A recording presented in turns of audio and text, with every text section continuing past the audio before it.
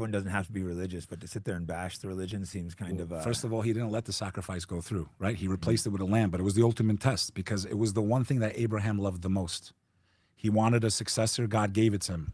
But it was also a lesson to all of us that follow the Abrahamic faith that even your own child is a gift from God or a test because your kid could be the worst thing that ever happened to you. Yeah. Right? I'm sure Jeffrey Dahmer's mom was like, man, why did I have... Jesus, that's disgusting to think about nothing is yours, not even your child. Everything has come from the Creator. So that test to Abraham was, do you really believe in me? Prove it by giving back the one, because it was a gift. I gave it to you, send it back to me. And when he actually went through with it, nothing happened because he's not a God of blood sacrifice and all that stuff.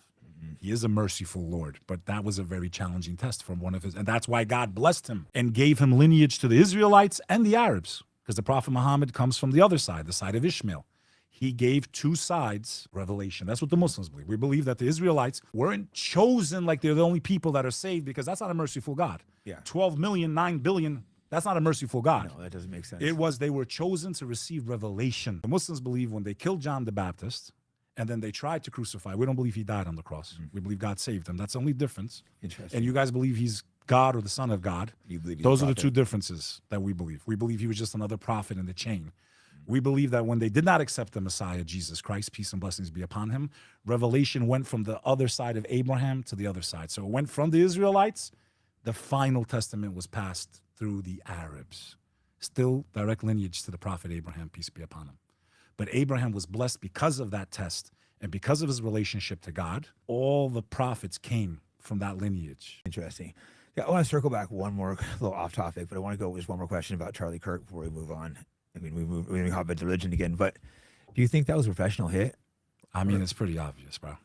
Yeah, it kind of seems that way, right? I mean, do you understand what it is? Like, how many people were even there on stage for that bullet not to, like, I mean, it was like such an amazing shot. I mean, listen, I'm not a military expert. Right in the jugular, one shot. I mean, I went shooting with my wife like a couple months ago in Dallas, bro. I didn't even hit the target, dude. Like, I was horrific. No, I'm not a great shot, so I don't know. I was hard. I'm close.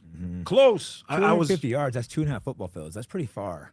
I know some of these military guys are like, oh, that's an easy shot. But it's like, yeah, you're trained. That's kind of the point. That's the whole point. That's the whole point. No. Maybe these guys are trying to sound cool, like, oh, that's an easy shot. It's like, yeah, I couldn't hit a target in front of me. Or a serious in front hunter. of me, even if it was close, let's say. That's still a hard shot to pull off. The first couple of times I went shooting, I'm still not great. But yeah, it's like embarrassing. It's like you're so off the scopes. Plus, there were several people there that seemed like they were there deliberately to distract. Like you said earlier, the guy asking about the shooting, the other guy. Just very, very strange, man. Very, very strange. I think it was a message to everybody. I think the Second Amendment is under full attack.